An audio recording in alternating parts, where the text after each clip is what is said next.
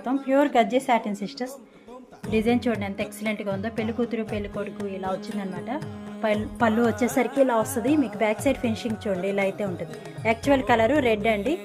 Red మనకి dark అయితే వస్తుంది. బ్లౌజ్ కూడా చూపిస్తాను చూడండి. బ్లౌజ్ వచ్చేసరికి ఇది హ్యాండ్ పర్పస్ బార్డర్ అయితే ఇలా వస్తుంది.